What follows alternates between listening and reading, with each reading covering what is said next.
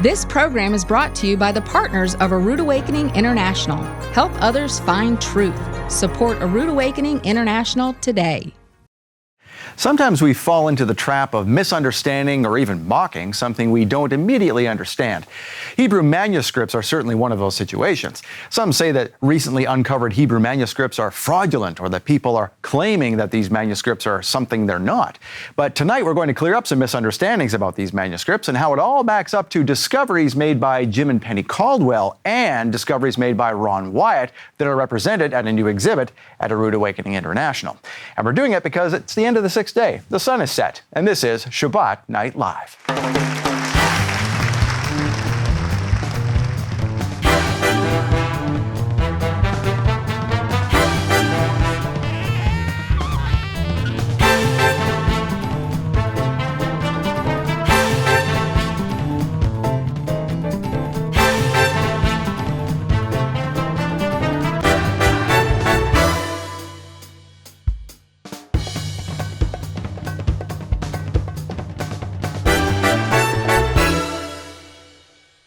Well, Shabbat Shalom, Torah fans. Welcome to Shabbat Night Live with Michael Rood, coming to you live from the new Temple Treasures exhibit at A Rood Awakening International. I'm going to tell you more about that in just a second, but tonight you are in for the fourth and final episode of Beyond Mount Sinai with Miles Jones and Michael Rood. It's a fascinating episode, fascinating series, and it's a fascinating episode, and this is the final episode you'll see on Shabbat Night Live, but there is a fifth episode that you can get only on DVD, Blu-ray, or USB, and you can get this set using the information on the bottom of your screen. Now, also, it is the beginning of a new month. We're in the month of Av, according to the astronomically and agriculturally corrected biblical Hebrew calendar. You'll see it there up on your screen. We've started a new month, and if you want to get a calendar of your own with all kinds of information about the chronological Gospels and the life and times of Yeshua, go to aroodawakening.tv/biblical calendar. Now, before we get into anything else, please welcome my co-host for this evening. She is the Director of Ministry Development for A Rood Awakening International, Annie Reed. Shabbat Shalom. Shabbat Shalom from the Temple Treasures Institute. I know. Wow, Temple Treasures exhibit. Exhibit. That's not quite the Institute, but we're it's an excited exhibit. to have you here. Thank you so much for joining us, and hopefully we have the opportunity to meet you in person, which is why we're doing this. Yes. To let you know that we would love to have you here in person to not just tour the exhibit itself, but the entire facilities here at A Rood Awakening, and maybe even have lunch with us. Yes, there's some really neat stuff around this office. Some people come in here and they go, where did you get this stuff? Michael has collected things all throughout his ministry in the last 20-some years or so. Lots of cool stuff in this office. If you ever want to take a walk through the life and times of a real Indiana Jones, just come to A Rood Awakening International and you will see the real stuff. These are not movie props. Well, these are kind of movie props, but some of the stuff are not movie props. And we have all kinds of paintings around the office as well from the book from the Temple Treasures Institute with all kinds of renderings of things they used to do in the Bible, including one of your favorites, how they used to tell the new moon from hilltop to hilltop. That's right. So we have very unique pieces that were donated to Michael Rood from the Temple Treasures Institute in Israel. And a lot of these pieces are authentic paintings, and they just they depict how people would be able to tell certain instances in the scriptures, like how they used to tell when the new moon was sighted in Israel. And it's very unique. And then we have some great ones of David and just different temple practices. You don't want to miss this. They're very unique. The book's actually not in production anymore. Right. So you won't be able to purchase the book anymore. We do have copies here in the office that you can look through as well. Right. And using that book and the eyewitness account of Ron Wyatt, yes, the Ron Wyatt, and also some descriptions that we get in the Torah, that's where these models were made of the Ark of the Covenant. We have the table of showbread, we have the menorah, the altar of incense, and we also have a Torah here. And Andy, you know the story of the Torah. So why don't you tell us where that Torah came from? So the Torah actually is 300 years old, and it came from Iraq. It was during Saddam Hussein's reign that he commissioned somebody to take all of the Torah scrolls and burn them. And the gentleman saw a good opportunity to make money, so he smuggled them out of Iraq into Israel, and Reggie White, the former Reggie White, who was an NFL player, actually donated them here to A Rood Awakening. We're very blessed to have them, very unique pieces. They're just right behind us here in this institute. So we'd love for you to see them in person here. There's nothing quite like it. Yeah, I love the Ark of the Covenant. It's my favorite because what strikes me is that there's no other model. It's a 1-to-1 scale model, which means it's the actual size. So it's the actual size of the real Ark of the Covenant. This is the one that Ron Wyatt saw in that secret cavern underneath where Yeshua was crucified. Mm-hmm. You know the story where Yeshua was crucified. Golgotha is not on a hill. It was in front of a hill on a busy road. That's the way the Romans did things. When they executed somebody, they wanted to make an example, so they put it on a busy road hey, you don't mess with the Romans or this is going to happen to you. So Ron Wyatt knew this, and so through a series of digs, he discovered this cavern underneath where Yeshua was crucified, and what was in that cavern but all the real elements that you see behind us here, the models of which are behind us. But he was able to be there enough and take a look to give some eyewitness descriptions of these things. One of which was the Ark of the Covenant. And from his description, that's what this model was made from. And so it's extremely accurate, right down to the size. I mean, the guy who created it, he said it was within half an inch. He had to make it half an inch smaller than what it actually was so it would fit through a normal doorway.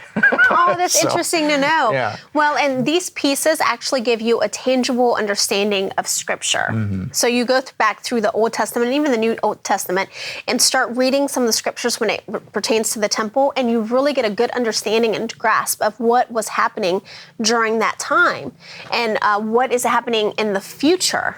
Yes. So the Ark of the Covenant in particular, because it lets you know exactly how big it was. How did they carry that through the wilderness? We can barely carry this one. It's crazy. Yeah, well, this one's actually heavier than the original. It is. But yeah, we actually needed, how did we get that thing up on the stage? We had it at Passover where we revealed it. Yeah, we had a forklift lifted up onto the stage, which is only 3 feet high. Again, this one's a little bit heavier, but it just gives you a real understanding of just the depth of God's intervention for these things to happen. And we even have, not just the Ark of the Covenant, but inside the Ark of the Covenant, the lid actually opens, and there is a set of commandments in there on tablet, or foam tablets that look like rock. And there's also Aaron's rod that budded, and even a vessel that would have been like the vessel that contained the manna. So it's all very accurate. And there's even a slideshow that can lead you through everything. It's a great place to even just come and pray. We got beautiful music happening in here usually when people come to visit. And it's just a great place to reflect and focus on Yehovah and just really come to terms with what all these things meant and just make it real. Well, and hopefully we can have your V Fellowship join us. Bring a group, bring your family. We have a lot of people that just actually stop by on the way to another destination. A lot of people driving from Florida to New York and vice versa. But again, we'd love to have you. There is an appointment that you would have to make just to make sure that we have somebody here. In the office that can assist you. So you can go to, what's the website? TempleTreasuresExhibit.com. You'll see it on your screen there. And then just follow the prompts, follow your way through, and you'll see how to make an appointment. A few people already have. So we have some people booked. I believe there's one person coming in September already. Yes. And so, it's starting to fill up. The interest is growing. So we encourage you to go to TempleTreasuresExhibit.com and make your appointment. That's right. Now, tonight, Beyond Mount Sinai, tonight's episode, very interesting. Critics are saying that these manuscripts that we had Nehemiah Gordon on Shabbat Night Live not too long ago with the Treasures in the Vatican series, there was all kinds of talk about this. Yes. People saying, well, this is fraudulent. It's just a translation. These aren't the true manuscripts and that kind of thing. Well, of course, they're not the original manuscript. Nobody has originals. I was going to say, I don't think we even have originals on any manuscript. Right. So all of them are a copy. Right. And so Miles and Michael Jones and Michael Rood tonight will go through in their series to explain, yes, that is the case, and here's why. And then they tie in some interesting things here. For example, where the manuscripts came from. Something about St. Jerome here. St. Jerome regarding the earthquake at Yeshua's crucifixion. All these things, these little pieces that they're going to put together for you tonight prove that these manuscripts are actually authentic, and they tell the true story, even if they are Hebrew after going through Hebrew to Greek to Hebrew. It really lends an interesting story. Well, and it even goes through Luke being a Gentile doctor. Luke was obviously written in Hebrew, and what what hints you can get from the Bible to prove this in particular. And evidence suggests that Luke knew both Hebrew and Greek. Interesting. Yes. Wow. Which, I mean, Luke has always been kind of like the stump when it comes to writing the Gospels all being written in Hebrew. So he's always been that one stump that most scholars can't get through. Well, not anymore. Right. So it's exciting for us to have access not only to Dr. Miles Jones and Nehemiah Gordon, who are scholars doing research on these topics, but to have a lot of these manuscripts are visible to us. Had this been 2,000 years ago, we wouldn't have even had a Bible in our hands. Right.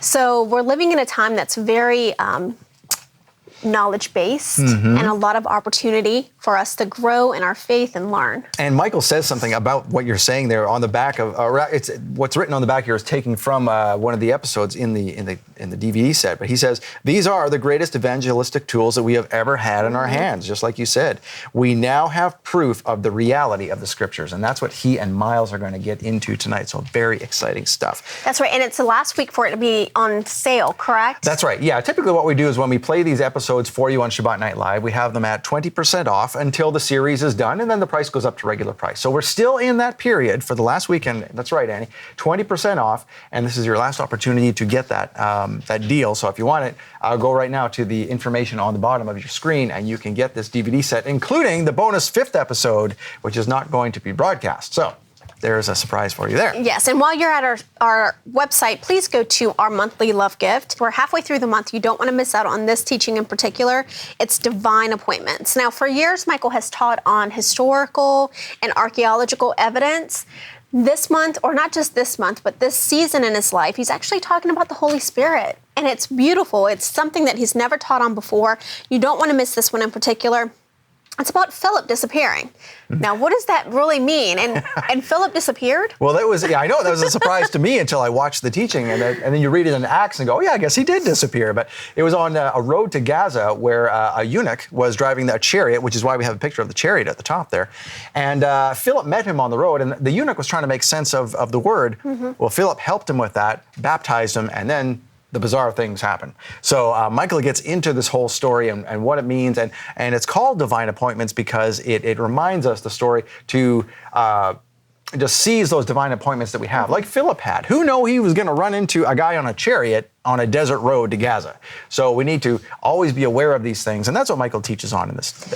And there's something profound that you say on here. The book of Acts details an exciting new beginning for Yeshua's disciples. Empowered by the Holy Spirit at Pentecost, signs, wonders, and divine appointments met them wherever they went.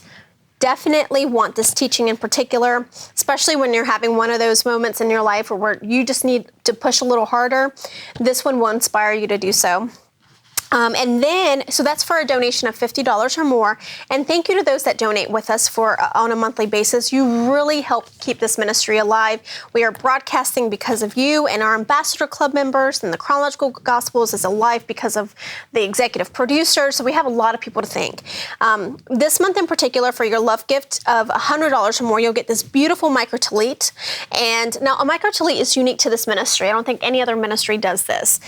Numbers 9 tells us that we are to wear our tzitzit on the 4 corners of our garment. Well, this is essentially a garment, and the tzitzits are on the 4 corners.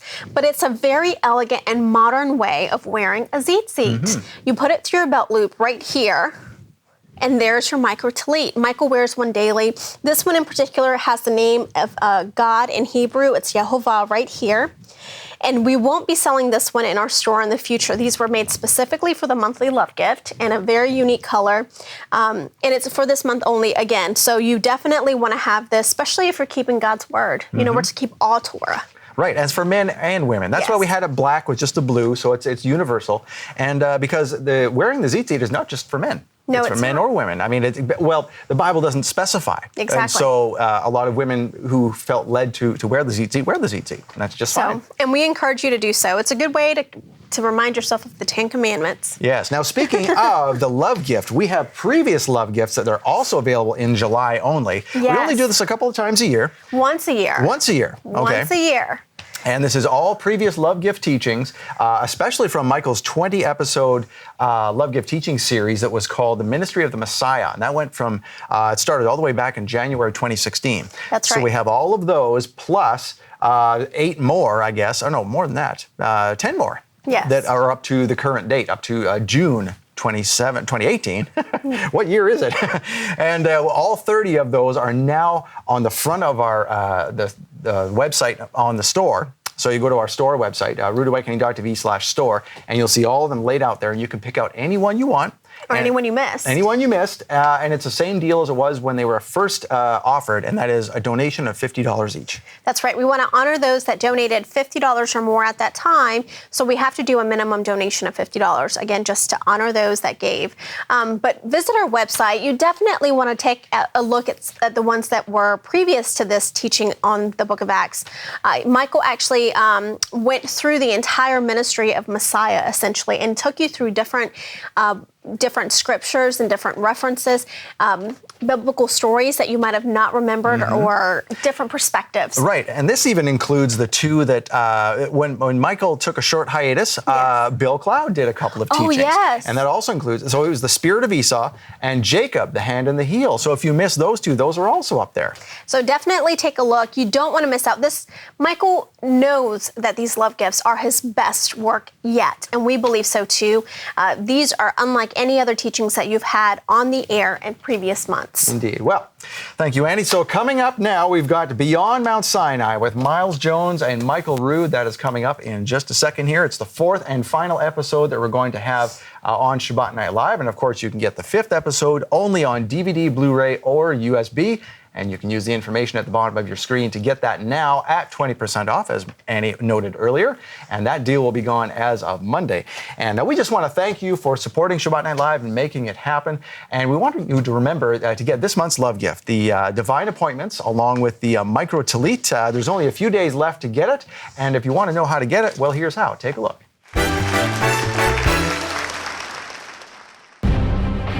The book of Acts details an exciting new beginning for Yeshua's disciples. Empowered by the Holy Spirit at Pentecost, signs, wonders, and divine appointments met them wherever they went. But one such phenomenon was more shocking than any other. Ladies and gentlemen, the Almighty is able to do the impossible, to weave things together, and now we are going to see even a greater miracle. In Divine Appointments, Michael Rood gives thought-provoking detail into the Apostle Philip's bizarre incident on a desert road to Gaza, including a divine disappearing act that remains a mystery to this day. As soon as he came up out of the water, Philip is gone. Receive this exclusive teaching for a love gift donation of just $50. Or, with a gift of $100 or more, you'll receive Divine Appointments plus a beautiful Micro Talit. Wear this unique biblical sash on your belt to observe the instruction in Numbers 15:38 to wear tassels as a reminder of Yehovah's commandments. And an angel sends Philip down to minister to him, to answer his questions, and he recognizes that he is in this prophecy. Make your donation now. $50, $100 or more to receive Divine Appointments plus the Micro Talit, an outward expression of your inward faith and commitment to obey the commandments of the Almighty. Hurry, these special gifts are available only in July. Call 800-788-7887. That's 800-788-7887 to make your love gift donation now and receive the Divine Appointments collection. Or visit our website at monthlylovegift.com.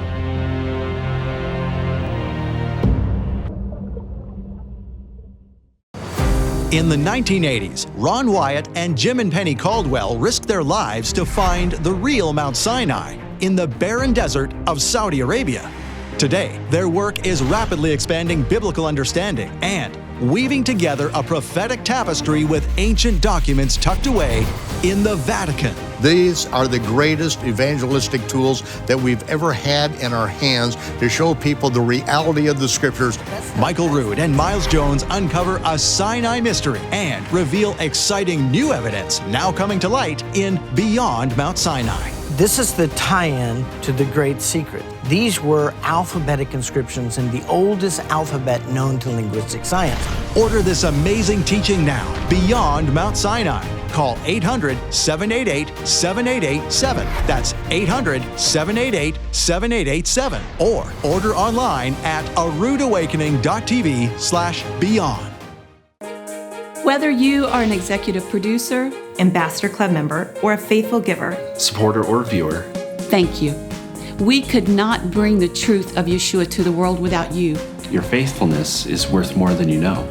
You are sowing into Yehovah's kingdom, helping reach countless souls around the world that would otherwise be lost. And that holds eternal rewards. So thank you. Thank you. Thank you. Thank you for supporting A Rood Awakening International. For the next few weeks, we're going to have with us Miles Jones.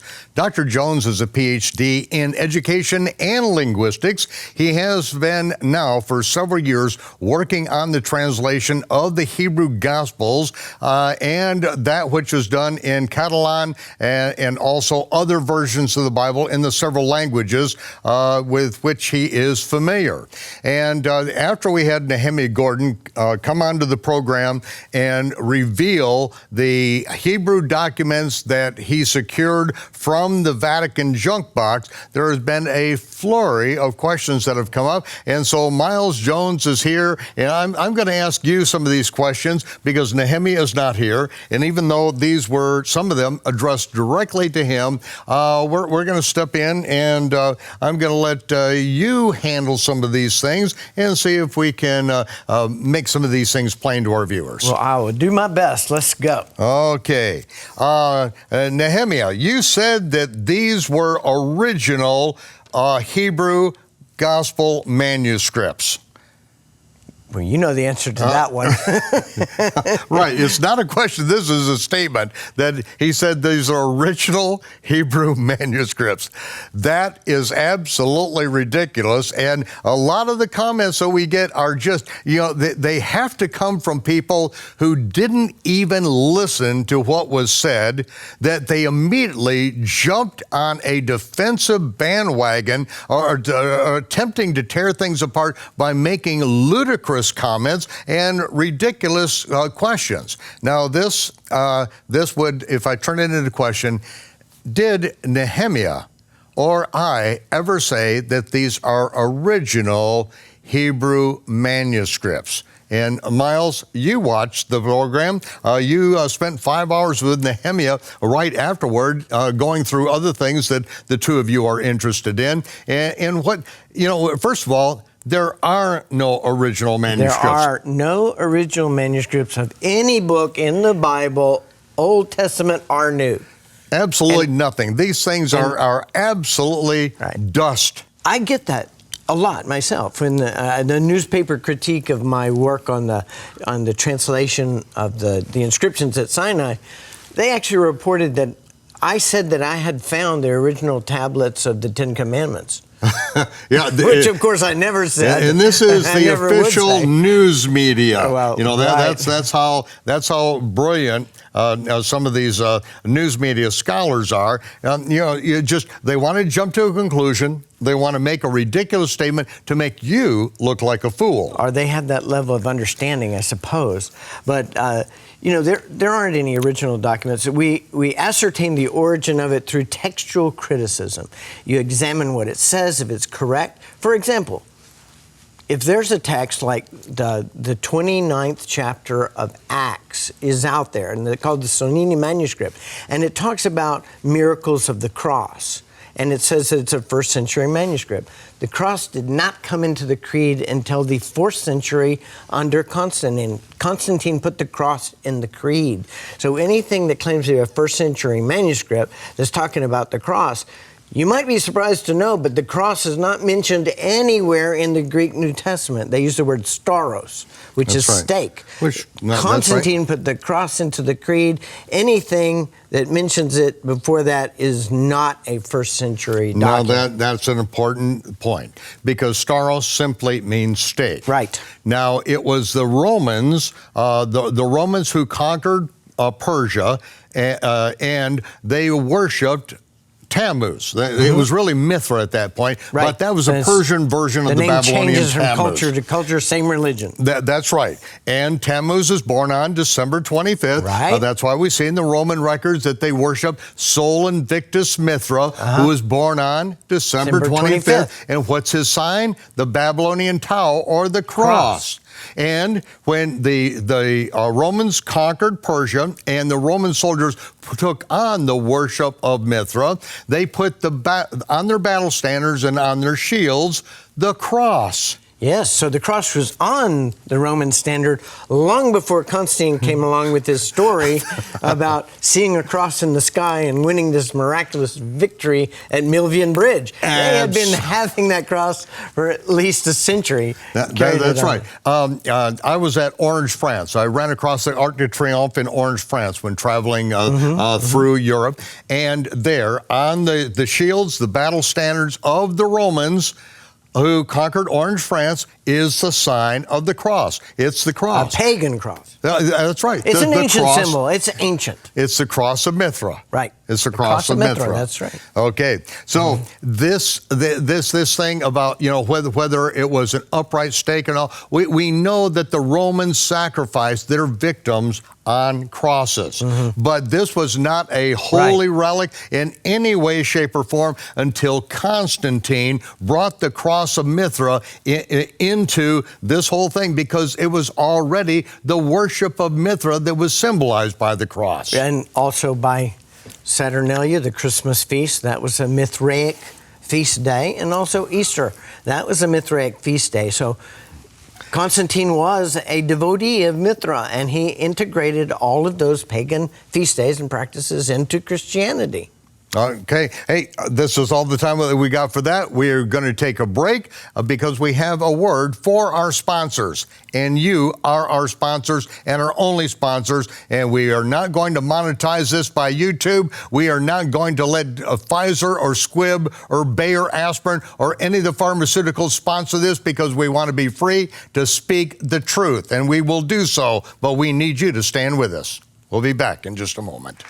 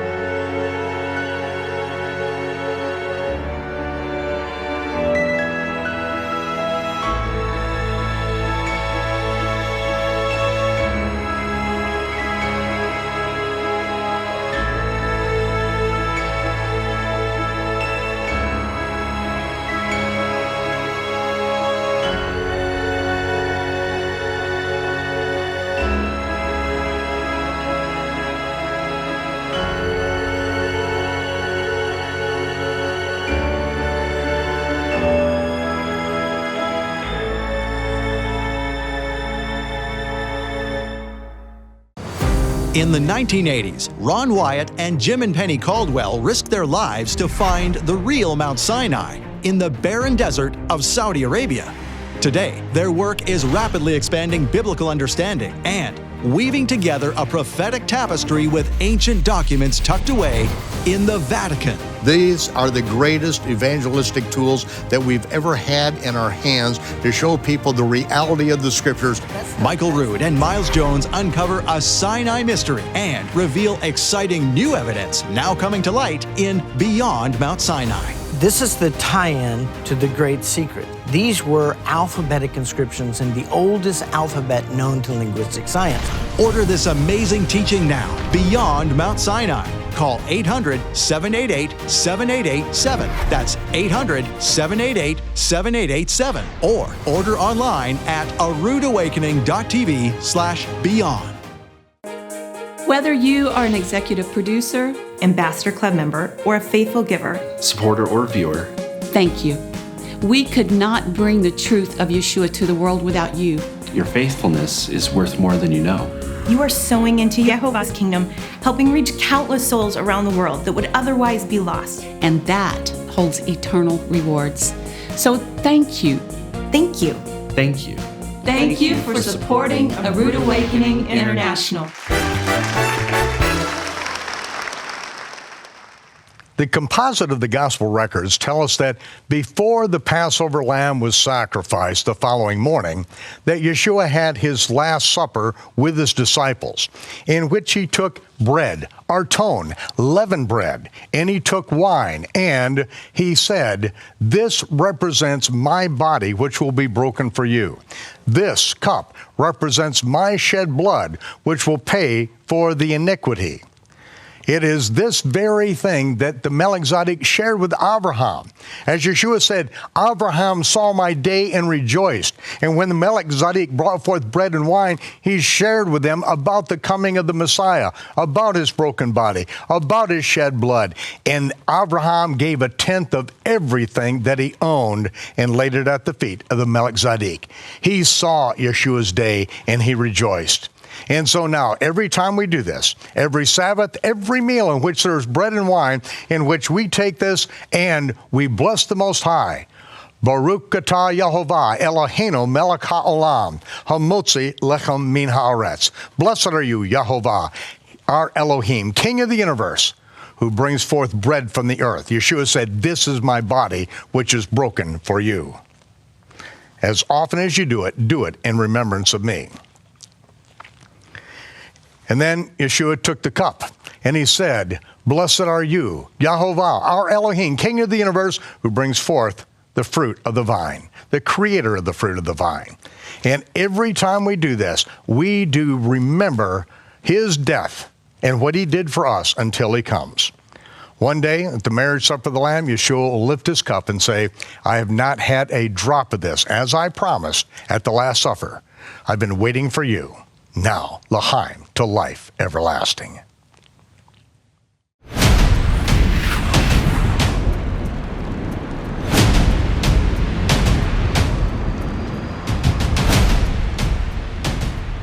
Several weeks ago, Nehemiah Gordon started a firestorm when he released what he had found more than 18 years earlier. While searching the microfilm archives at Hebrew University, that's when he first came across the Hebrew Gospels. Not only was he looking for the Hebrew Matthew, but he found other Gospels that no one had looked at these manuscripts before. When he took the microfilm back to the librarian after finding the Hebrew Gospels, these other Gospels, the librarian asked him a question. "Did you find anything interesting in that microfilm?" And he didn't want to answer because he did not know who knew about this. And he said to the librarian, "Why do you ask?" And the librarian says that no one has ever checked that out. No one has ever seen this documentation before. He was the first one to look at it because anything that is done in Hebrew in the Gospels, this is of no concern to Hebrew scholars for the most part.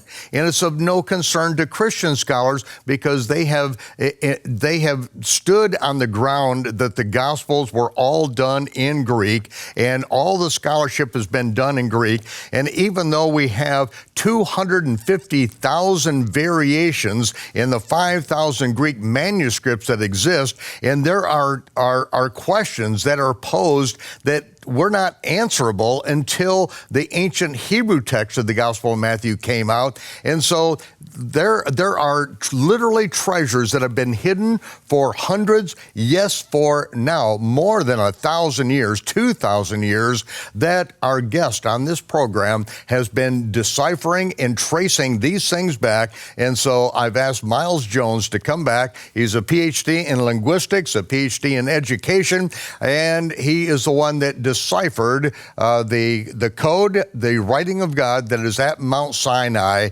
And Miles, it's good to have you back with us. It's good to be here. And I'm excited about this, what you're doing right now. I know that you're in the middle of writing a book at this point. Right. And when we talked on the phone, you decided that it was more important to get this message out than to wait for the completion of the book. And I appreciate that. I want to have you back on when the book is completed and for you you to continue this adventure, because this has only just begun at this point. Well, thanks for that. I appreciate it. And I will be back. There will be more.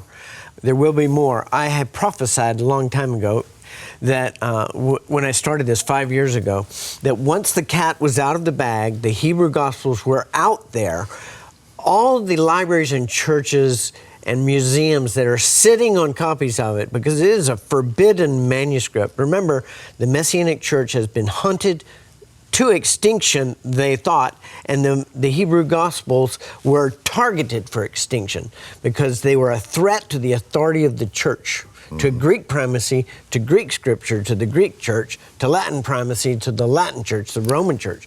So it has been targeted. But, you know, the church is a spiritual battleground. There were a lot of people that did not agree with that, and they hid their copies in the sub basement, if you will. In fact, the Hebrew Gospels that I am translating, and have been for the past 5 years, were bound beneath a 100-page document in Hebrew called the Tales of Sindabar. So unless you read the first 100 pages, you didn't realize there was a Hebrew Gospels there of Matthew, Mark, Luke, and John. It was underneath that, under the pages. It was all bound together, a codex that was bound together. And so this is just overlooked. For 500 years in the belly of the beast, in the Vatican itself. And I really believe that, you know, attitudes changed after the Holocaust. There's been a lot more openness on the part of the church. They're not threatened anymore by this, which is good. It's progressive. It's good. Give them credit where credit is due.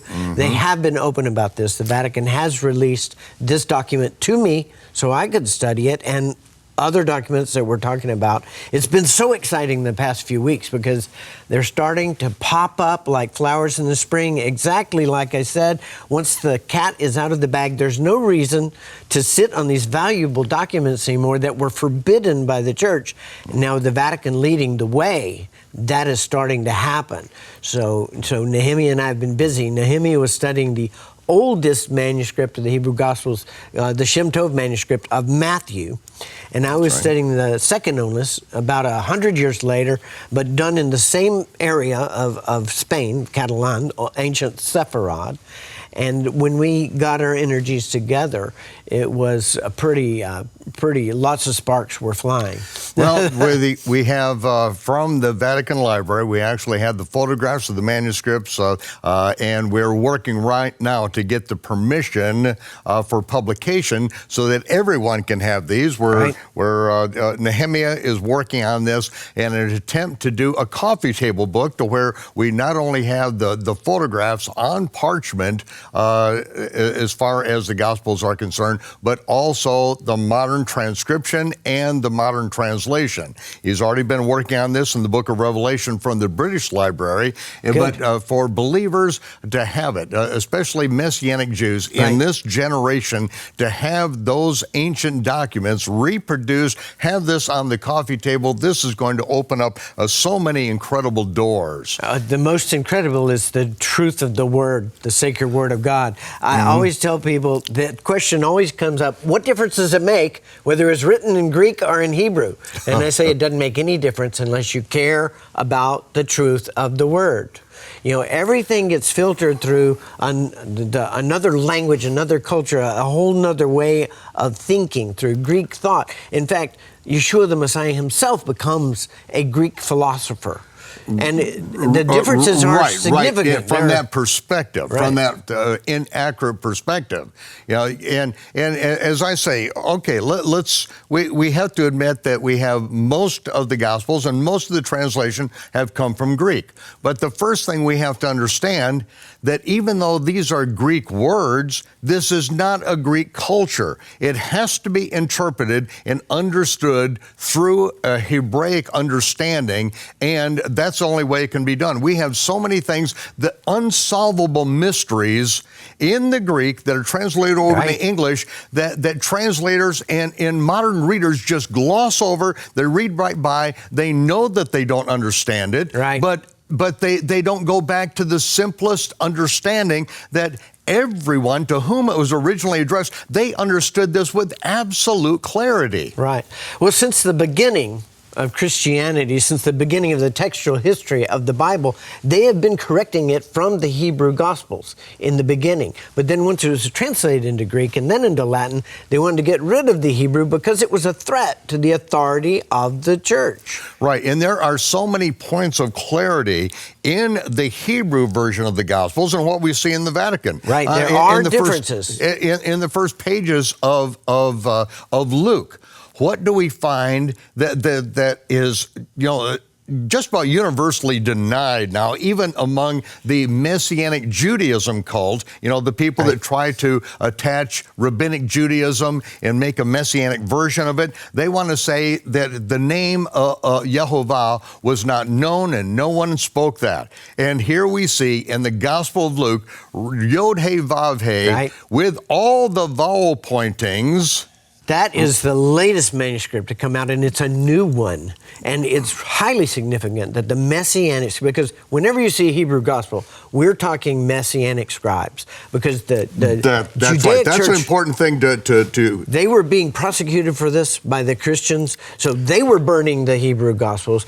And the Gentile church, the Greek church and the Roman church, they were burning the gospels and the people along with it that held to those ideas. So the Messianic church was targeted. The whole was persecuted for 2,000 years, and the Hebrew Gospels were targeted for extinction. So the story has been that supposedly all the authors of the books in the New Testament were Hebrews, right? But yet, however, we're expected to believe that every single original manuscript was written in Greek. Does that make any sense? Not even according to the early church fathers. They admitted. Yes, Hebrews was written in Hebrew. Duh. And Matthew was written in Hebrew. Right. We have to ignore all of that, because we're buying into a spin. We're buying into a narrative of the Greek church, of Greek primacy of Scripture, and that just won't hold up. It's spin. Spin was not invented in this century. It's been with us a long time. But they could enforce it with the power of capital punishment. If you didn't go along with what they said, you would burn at the stake and your manuscripts along with you. So the manuscripts themselves, the Hebrew Gospels, are the primary landmark, the primary markers of the greatest story never told. The survival of the Messianic church underground throughout 2,000 years. They mark what it is, where it happened, and what happened, because only Messianic scribes are going to be, because they're risking their lives. You'd be burned at the stake for this. Not only it was absolutely against church doctrine, it was a mortal sin to translate the Bible into the vernacular, into the language. That would be Hebrew, of course, or Romant, or any of the languages of the people that wanted to read the Bible. And that continued on right down even the translation over into English. They were burning people at the stake. They were executing them for trying to get the language of the Bible into the common parlance, so what everyone spoke on the street. Even just for reading it in the vernacular language, you could be burned at the stake. And you so were. you imagine what it was. And that's why they thought that all of the extant copies of Matthew had been obliterated by the time of Diocletian. They certainly tried. However, this and that was what was thought, and they tried to lay that thing out that that's what happened. But we know that the persecution by Rome to obliterate these manuscripts, that was a very real thing. Oh, absolutely. That thousands, tens of thousands, hundreds of thousands of believers lost their lives for trying to maintain. And so that's why I say every word that we got, even in King James, this is not to be treated lightly. This was written in blood. Yes, it is. Probably about 1 million Christians have been martyred by the church itself over that time. They say, church history says that the persecution of the Christians ended with Constantine, but that is a totally false statement. It just morphed. And now it was the church itself that was executing fellow congregants in order to achieve doctrinal purity, right? In order to to win the doctrinal lottery, because the church that won, whose doctrine won out, was going to sit in the seat of power over all the churches of the earth. That's what they thought. That's right. And that's why the Pope, or it was Constantine, who named himself Pontifex Maximus, which is the title of the high priest of paganism. But then it went from there to where he was Almighty God upon the earth. He was the vicar, vicariously Christ. Right. Almighty God upon the earth, and his authority is not to be challenged. He called himself the 13th apostle. In fact, he created a huge church with 12 coffins around his, where he was the leader, or symbolic of the leader in place of the Messiah. And he tried to get the remains of all the apostles to put in these coffins. And the hubris is pretty breathtaking, right? But all kings claimed their authority by divine right. So why should we be surprised that Christianity was used in this way? And Eusebius tried to create this myth. He was the one, Eusebius of Caesarea, who was a flunky, I guess is the word, of Constantine. He wrote the life of Constantine, he wrote the history of the church, he wrote the book in praise of he was the bishop of Constantine. Right. He was a flunky of the truth. Right.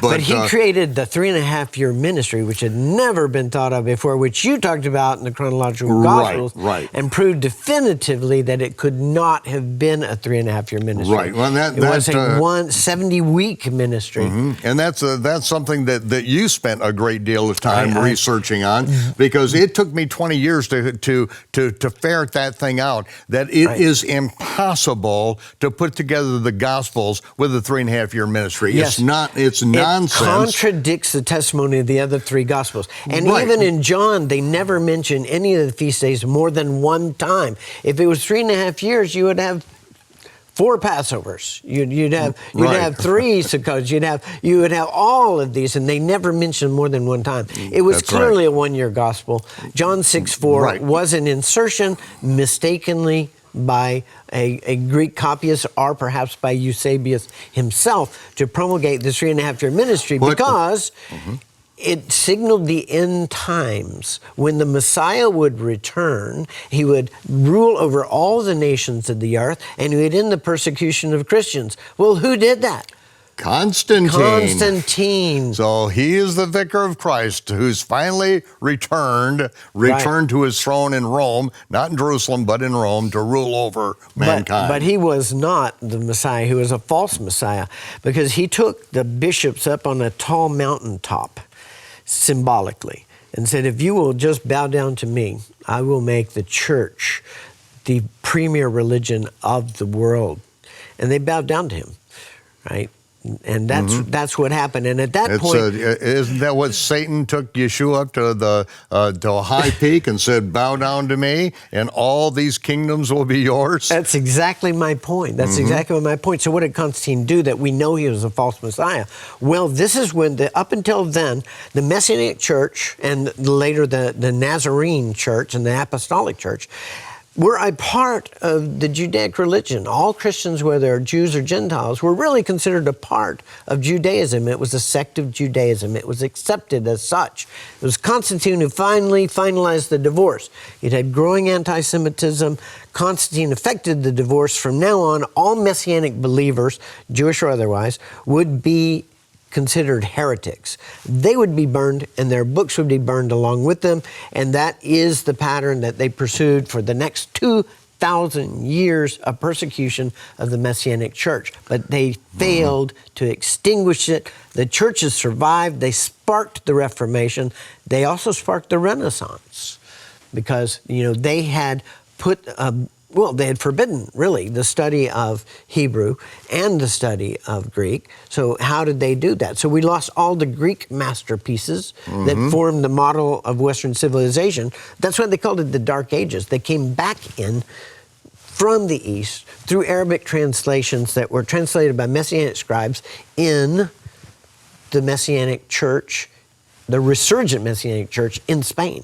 So it played a huge part in sparking the Renaissance and the Reformation. So it was, the church has been there all along. It's been a really important factor in the survival of the true word, because they had gospels that they held on to outside of the long arm, the grip of the Roman church, which was trying its best to burn them all.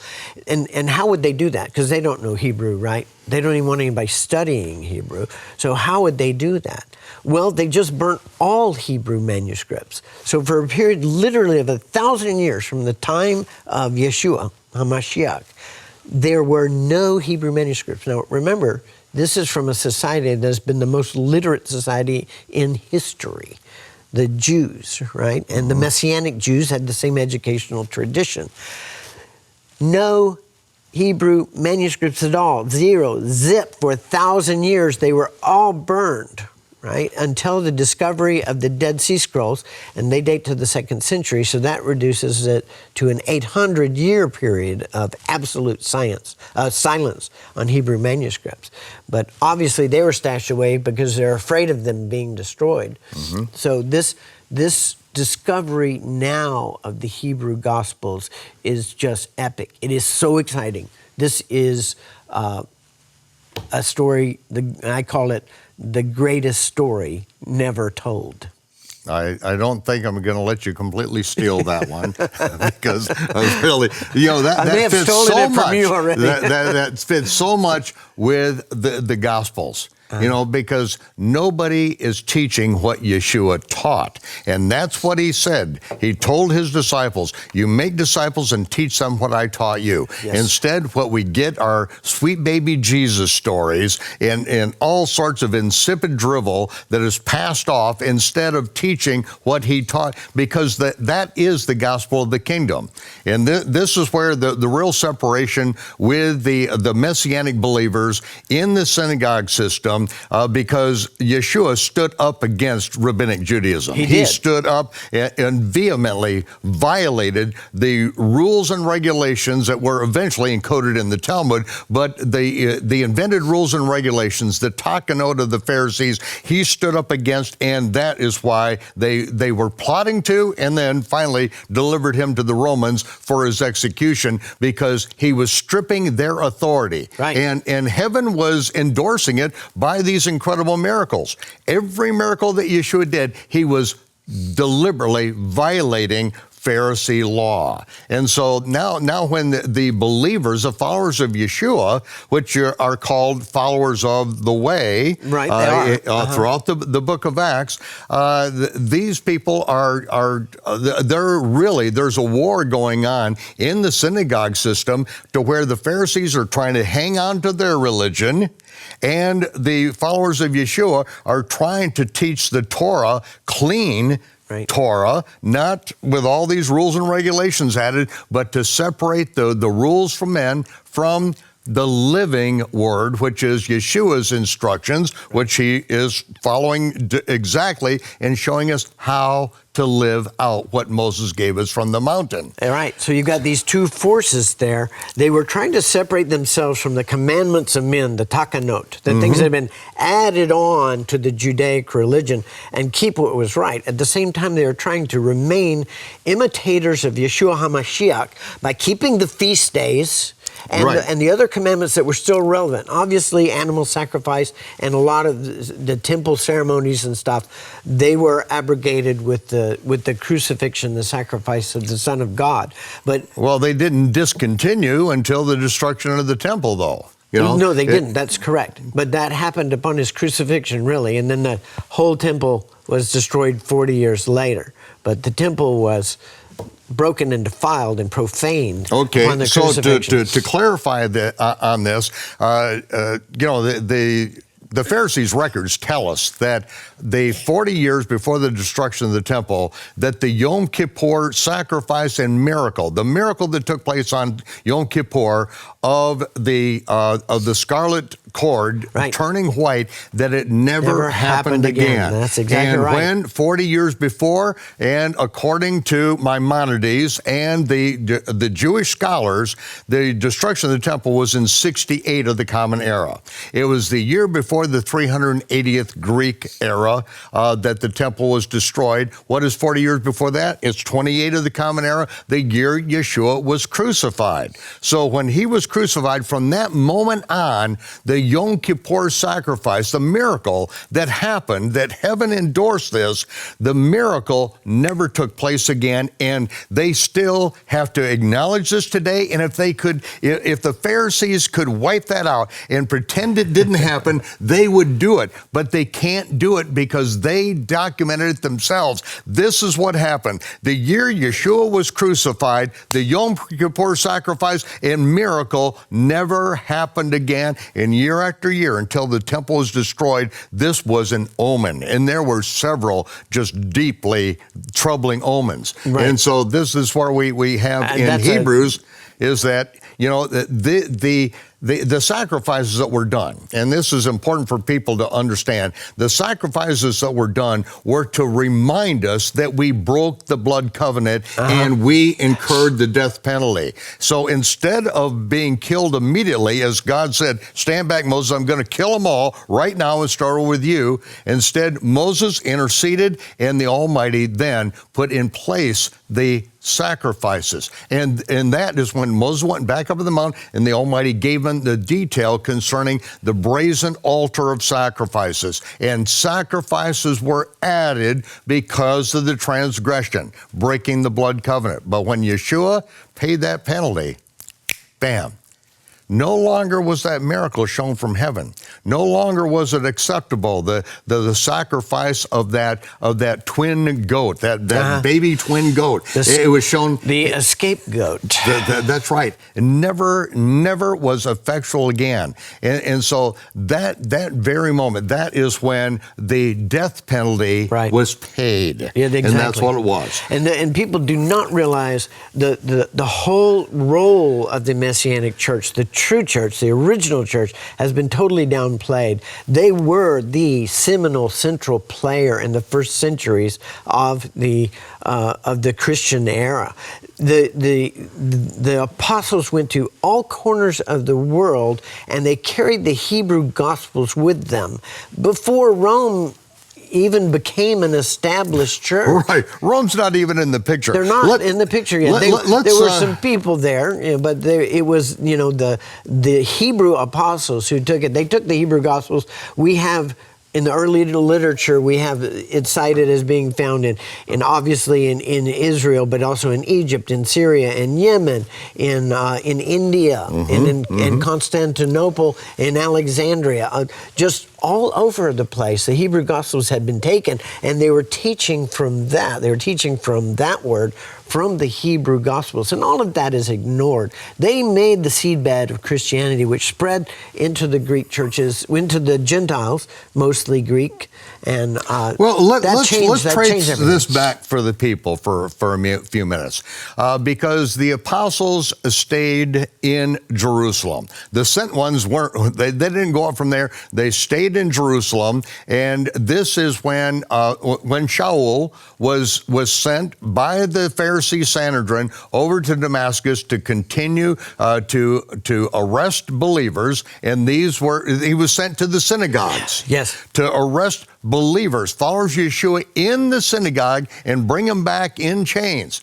And of course, this resulted in Yeshua appearing to him. And so finally, he comes back to Jerusalem. When he comes back, the apostles are afraid of him. But Barnabas was there in Damascus. He said, no, he's changed. He's boldly preaching Yeshua. And so you have Barnabas and Shaul who are going in and out of Jerusalem, and great things are happening. But Shaul then starts contending with these Greek proselytes, and they get all fired up because they want to hold on to their Judaism. You know, they want to hang on to their Phariseeism, and so they're in conflict. And so then Shaul gets taken over to Caesarea, where he gets on a boat and goes up to Tarsus. But what Barnabas does is he goes up to Antioch. And it says, as the apostles spread out from Jerusalem, they went just to the synagogue, preaching only to the Jews, not the Gentiles. The Samaritans by Philip, yeah, but that didn't go very far. But it was the Messianic believers who took it to Antioch, and then Barnabas went down and got Shaul. Shaul went back there, and this is where, as you pointed out in your research, that Luke was in Antioch. Right. And so we have the first time that in Antioch, Gentiles are in the synagogue with the rest of the believers, and the Messianic Jews in the synagogue. And what happens with that? That's when they first became known as Christians. Right. So we have Gentiles. By Gentiles, they were called, in the synagogue. Notzrim, Nazarenes. That's right, the Notzrim. Right. And so, but that changed, that changed the church. But Paul was the apostle to the Gentiles. And many of the Jews in the diaspora had lost their Orthodox Judaism. They had lost it, but they became believers, but they did not come back to doing all the laws and the customs of the rabbinic tradition.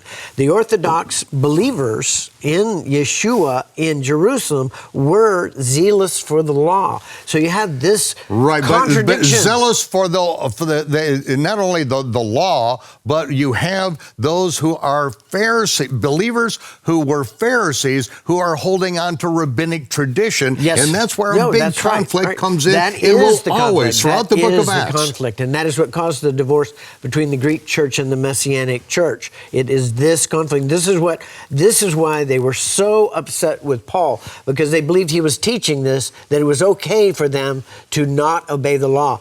Because the Judaic believers, James the Just, the brother of Yeshua, and the others, they wanted them to come back into the fold and begin to practice the law. And this is really why so many people say that the Christian church is really based more on Paul than it is on Yeshua, because he carried the banner of this outreach to the Gentiles, which was moving further and further from the law. And I'd like to show you something that I think will blow your mind. We've got to take a break right now, because as this debate is going to heat up, because I think both of us have got perspectives that are going to meld together to show these Messianic believers, Messianic Jews, as they take this message out into the world, and then you're going to have the Gentiles and especially the Romans come in and attempt to crush and destroy the authority of Yeshua and replace him with the vicar of Christ. But we're going to take just a minute. That's all you're going to get. Ladies and gentlemen, if you want to help this ministry, if you want the gospel of the kingdom to go out around the world, you've got to step up to the plate, and you got to do it now. You're only going to get 2 minutes right now, because we are busy getting the gospel of the kingdom out. We're not out here raising money to buy jet airplanes to fly around the world or any nonsense. We're not paving parking lots and padding pews. We are getting the gospel of the kingdom out, and you're hearing this because we are on in over 120 countries on broadcast television, and putting all of our stuff out there free of charge on the internet of all things. And most who watch us are never, ever going to take on any responsibility. It's like we're going to walk into the same church that costs hundreds of thousands of dollars to maintain, which is what it takes for this ministry to survive a year, hundreds of thousands of dollars, and they're not going to put a dime in the offering plate because no one's watching them. Ladies and gentlemen, the Almighty is watching, and he wants you to take part in this ministry. You got 2 minutes, and if you don't take advantage of it now, I'm sorry, there's nothing I can do for you. We'll see you in 2 minutes.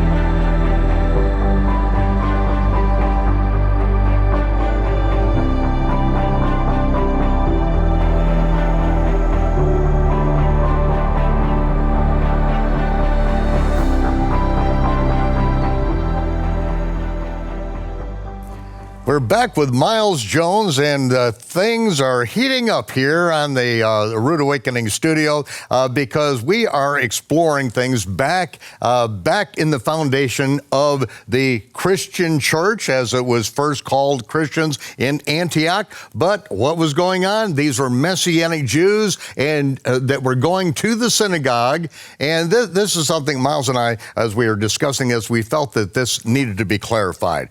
As we see in the book of Acts and in Shaul's letters, is that we have believers, followers of Yeshua, who were Pharisees, and they have brought with them all of their rabbinic takanot, all of this oral law that they've grown up with their whole lives, and they cannot separate the oral Torah that they were taught and the Torah of Moses. And this is where Yeshua puts the knife down. He said, I did not come to bring peace, I came to bring a sword. And he put the blade down between the law of Moses, which are the commandments of God, and the invented rules and regulations of Phariseeism, which they built an entire religious system on that. Right. So you've got believers who are still in the grasp of Pharisaic Judaism in Israel, and Shaul is making that knife point, that knife cut. Yeah. But now we have Shaul's writings and the teachings that were done at that time, that everyone was understanding this division that was going on. But now we've come to the point where we have Gentiles interpreting the scripture in Shaul's letters from their Gentile perspective, and not knowing that Shaul is not speaking against the Torah. Right. Never does. No, and he is an observant Jew himself. But when they start, the big animosity toward him was that they said he was teaching the diaspora Jews and the Gentiles that they did not have to follow the law. And this is when they came to Jerusalem. Right, but what was he really saying? You don't follow what law? The oral Torah of the Pharisees. Right. Well, this all came to a head in Jerusalem, and this is in Acts 15, where they all got together and they made a determination based on the guidance of the Holy Spirit that those under the circumcision could follow the law, believers in the Messiah could follow the law, but those that were uncircumcised did not have to become circumcised, and therefore did not have to obey all of the commandments, all of the laws. Absolutely not. But except for No, what James quotes, he quotes what the Gentiles have to do. He quotes it right from the Torah, that the Gentiles have got to not be worshiping other gods. They can't be committing fornication or erva matters. They can't be sexually that has been dedicated to foreign gods. Right. See, these are all things in the Torah. And the whole situation is that, again, you have these anal retentive Pharisee believers who are trying to put all of the oral Torah upon the believers, upon the Gentile believers. There are things that don't even apply to Gentile believers, such as circumcision. Since when does this sign of the covenant between God and Abraham, that all the land between from the Euphrates to the Nile belongs to the sons of Israel?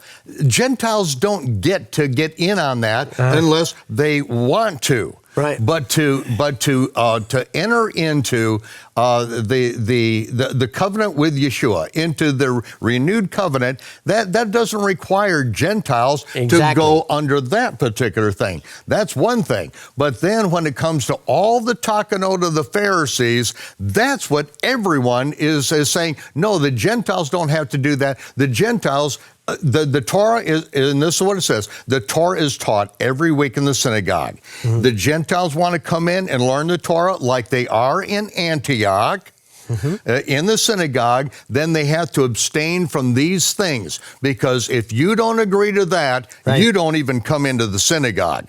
You know, if you don't want to give up your worship of pagan gods, don't darken our doorstep. Yes, exactly. If you want to commit erva matters, if you want to live a homosexual lifestyle, then you don't come in.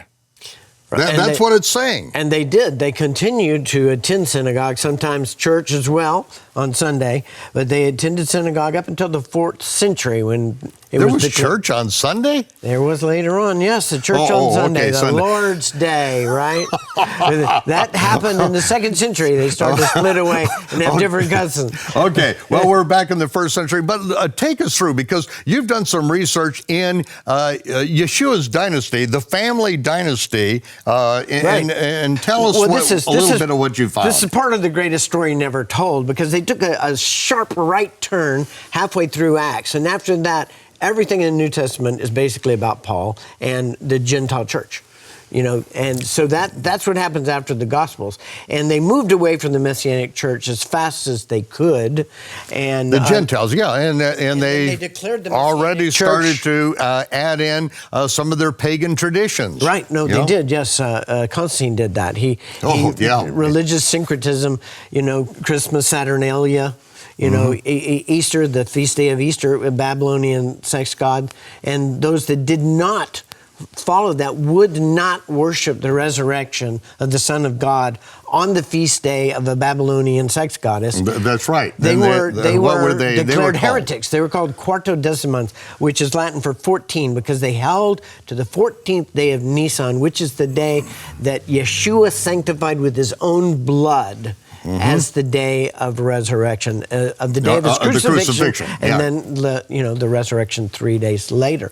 So these people were targeted for extinction. Right, because if you've got to have Good Friday and Easter Sunday and try to get 3 days and 3 nights in there, you can't do it. So anybody that celebrates the crucifixion of Yeshua on the correct day and can calculate 3 days and 3 nights correctly, we've got to annihilate these people. We've got to kill them, and that's what they did. Yeah, exactly. They hunted them down and killed them. So if you could count to 3, basically, you're dead.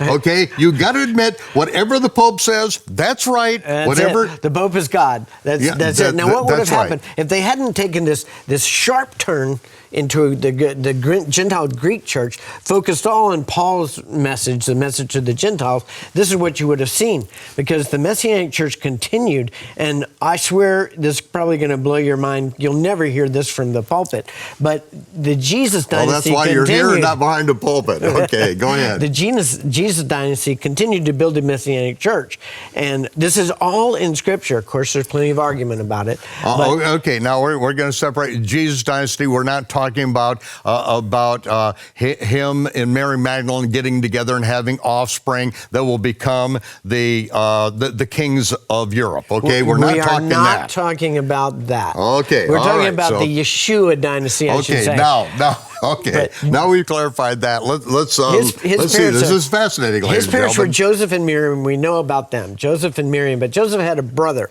named Cleopas, and Miriam had a cousin, Elisheva, who married Zechariah. They gave birth to John the Baptist, the second Messiah.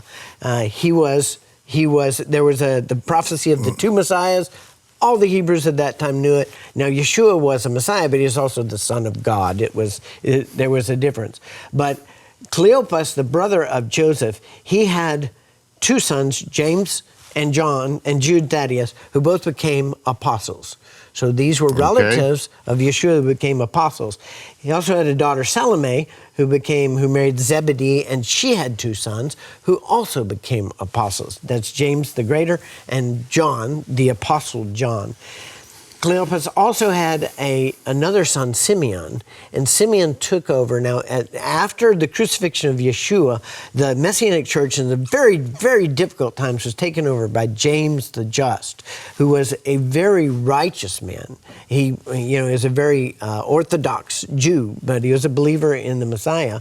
After all of these people were... Right, he was not a Pharisee as we think of Orthodox Jew today. He was very definitely a believer. He was a dedicated to the accuracy of the Torah and living it. But in many ways, he was a perfect person for the times, because he satisfied the Jews' fears about people leaving the law, and yet was a believer, a very strong believer in the Messiah. In fact, he was crucified for it by the temple priests. He was stoned to death by the temple priests, as were all of these descendants of Yeshua. But after James the Just was stoned to death for expressing a belief in the Messiah, they wanted him to tamp that down on Passover. Instead, he went out and said, "What do you expect me to say? He's sitting on the right hand of God and will return." So, he's the Son of God. So they didn't get what they wanted, so they had thugs stone him to death. Simeon took over the Messianic church at that point. And Simeon was the son of Cleopas and Miriam, the uncle of Yeshua. He took over the church, and he was the one who led the flight to Pella when the Romans surrounded the church in Jerusalem, and they went to Pella and saved the Messianic church. The Pharisees went to Jamnia and reorganized the Judaic church. All the other sects were wiped out. The Zealots, the Essenes, all of them were the Sadducees, were all wiped out. Only the Pharisees. Right, the Sadducees, and the that's the Nazarenes. Zadokim priests. They are in charge of the temple. The Pharisees, however, in charge of the Sanhedrin, they went up to Yavne, and that's where they started their academy. So I was just. Then these are the two sinners now. Taking objection to your terminology, Jewish church. Speaking of the Pharisees, because you're right. They instituted Phariseeism in a large way. Before they were a sect. Right, they were in control. All the priests are dead. Now it became Judaism. Before they were a sect. Now it became Judaism and enforced by law. So after James the Just, Yeshua's brother, guided the church for 30 difficult years. Simeon led them in the escape to Pella, where many of them went on to Sepharad in Spain, and took the Hebrew Gospels with them. After his crucifixion, his brother Jude took over the church, very aged at this time, his youngest brother, in his 90s, probably 95 when he took over the church. And Jude's two grandsons also were leaders in the church. They were also crucified by Trajan, the Roman emperor. But their sons, one of their sons, Judah Kyrios, which means Judah of Christ, was the last Jewish Christian bishop of Jerusalem. Now, what happened under Constantine, and you don't hear about any of this. When we say bishop, do not think of the pointy hat. These are leaders. They are men that lived, wore normal clothes like normal people do, and they were elders. They were responsible, and they were overseers. No fish hats. No, that's exactly right. He was the leader of the movement. Later, they called him a bishop. They, reinvented the church. Right. Yeah, part of this He would have never been called a bishop in his time at all. Right. Ever. And he wouldn't have worn a fish hat or anything like that. No, he wouldn't. Okay. He wouldn't have done that. But again, this is what, in our culture, everyone thinks of that. So that's why the terminology, that's why the little fight with the terminology, the little backlash from me, because I know how you're using the terminology, and I'm interpreting it from a Hebraic perspective, what it's like really living in Israel. That's the whole conflict, isn't it? We've got this Greek perspective that has been laid upon us in the Bibles we all have and read, and then we've got the Hebrew perspective, which has some really significant differences. It tells the same Hebrew story. Gospels. And the Hebrew Gospels. It's still the story of the Gospels. It's still the sacred word. Right, but there are significant differences. Absolutely. That are crucially important to understanding our Messiah who walked the earth and was a Jew. And this, ladies and gentlemen, this is why we are taking these paths down here, so that, the story remains the same, except there are significant differences and undertones and things that you will never see in Greek, you'll never see in English. You'll read the English Bible and New Testament the rest of your life, unless you're reading the chronological Gospels, in which I do all the notations so you can understand it, but you'll read right past these things and never know what it's talking about. Right. I mean, the fact is, the truth, and this is the truth, the Greek Gospels, because the Messianic church was a threat to them, they basically wrote the Hebrew Messiah out of the message and made him a Greek Christ. They wrote the Messianic church out of church history as if it didn't exist and wasn't the central player in the early centuries in spreading the word to all corners of the earth before the Rome church even came into being. And also, it wrote the Hebrew Gospels out. They didn't exist. And that's the story, even though all the early church fathers said they did. 75 attestations to them in the early church literature. Nobody said that they didn't exist. You know, nobody did. They were quotations. But now you even suggest that they do exist, and I'll tell the termites come out of the woodwork. If you're in seminary, you better pick another profession because you are not getting it. Right, you're not getting out alive. You're not getting it. Well, this is what really happened. This story never told, and you can see it on this chart right here. And you can see that the right side of the chart, the Greek-Roman tradition, is what we get taught. But this left part of the chart you see, and that's the Messianic tradition, started much earlier. The original church was that of the Messiah, the Messianic church. And it divided into two parts. The followers of John were the Ebionites, and they went a little different direction in doctrine, but they were believers. And then the Nazarenes were the Nazarene were the followers of the Messiah, and the apostles were also followers of the Messiah. So they went out into all corners of the world and started the apostolic church, we call it, or the apostolic churches, which gradually most of them became Gentile churches, but not all of them. Okay, and again, when we say the word church, it's not a stained glass pile of brick on a corner with a steeple on it. They met in the home throughout the book of Acts. Good point. Better to say congregations. That's right. Better. It's congregation. They got together in the circle. You know, it wasn't like they had somebody, the holy pontiff, sitting up front disseminating information. No, everyone had a psalm, a hymn, a revelation. Right. It was real life, and that's why all the synagogues started in the home. They did. And all the synagogues are, and that's what the word means in Hebrew. The words that mean in Hebrew were congregations, really. That in Greek became ecclesiastica and synagogu. And then they separated the meaning of those two as one was uniquely Jewish and one was Christian. Never. That's not the way it was written in the Bible, in the Gospels. It was congregations, groups of believers. So they weren't churches. But what you have, they weren't churches in the sense of buildings.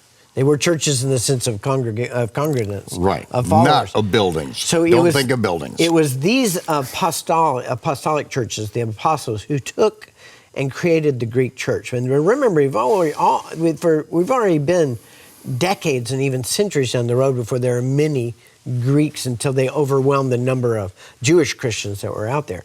But you had the Greek church start. And it's just because of the proliferation of the gospel in the Gentile world. They were catching on. And so eventually there became more Gentiles than Jews. But the Jews were the ones that gave their lives to get the good news of their Messiah out to the Gentile world. And then the Gentiles started mixing in their pagan sun worship with it. They did. Constantine in particular, Christmas, Saturnalia, Easter, the feast day of Easter, and of course, they turned Sukkot into All Hallows Eve, the Day of the Dead, Halloween. That never quite took. Right. But they tried. It did. That was really Samhain, the worship of the god of death. But then the Catholic Church tried to change it into that. They tried to sanctify this worship of the god of death. And so now we see what happened. Yeah. Okay, we're going to sanctify what God says can't be sanctified. Do not learn the way of the heathen. And they did what the heathen do. And now what do we see in our culture? Did the church really reform Halloween, or is it still the worship and celebration of the god of death? Yeah. It still is. It is. They couldn't do it. They didn't do it because they were disobeying the Torah. No, they Don't do this. And they did it specifically, and this is not hidden doctrine. They were openly saying they were changing the feast days in order to not be celebrating at the same time as the Jews. So you can see how that rankled the Messianic church. They were not going to start worshiping the crucifixion of their Messiah on the feast day of Easter. And so remember, Yeah, And the viewers they need to got remember a good that. Good Friday when daggone the fish god is worshipped. That's what Rome did. Instead of on the day that the Passover lamb is sacrificed, the 14th. That's where the fish symbol comes from. But, keep this in mind. Any day is a good day to worship the Messiah. I don't care what day it is, whether it's Easter or the 25th of December. Any day is a great day to worship the Messiah. But, just be aware when your church puts on this marquee, come worship Easter with us, just remember where that came from. Yeah, just imagine the bare-breasted God's fertility. You might as well put the front cover of Playboy up in front of the church. Come worship Easter. So now Messianics, that's Messianics, what it is. So now Messianics are declared heretics because they refuse. They are going to imitate Yeshua. They're going to imitate the Messiah. And they're going to worship on the feast days that are established and commanded of them in the Word. Keep these feasts forever, because they're all, as Shaul said, these are all prophetic shadow pictures of good things to come. They are the mechanism whereby the Almighty tells us the end of time from the very beginning. These are His Kadosh Mikra, His holy rehearsals, and these rehearsals go on forever. The Feast of Tabernacles was not fulfilled when the Word is made flesh and tabernacled among us. It's not even fulfilled in the millennial reign when Yeshua tabernacles on earth and everyone must go up to His birthday party in Jerusalem for the Feast of Tabernacles, and if they don't, it's not going to rain on them. Right. No, it's not fulfilled until the last time when the new heaven and new earth, New Jerusalem comes down and we tabernacle with the Father and with Yeshua forever. Yivarechecha Yahovah v'yishmeraka. Yair Yahovah panav elecha v'chonaka. Yisa Yahovah panav elecha v'yisem lecha shalom. B'shem Yeshua HaMashiach, Sar Shalom. Shabbat Shalom to our fans. Shavua Tov. Have a good week. We'll see you back here next week for the rest of the greatest story never told. Lehitrot. Bye-bye.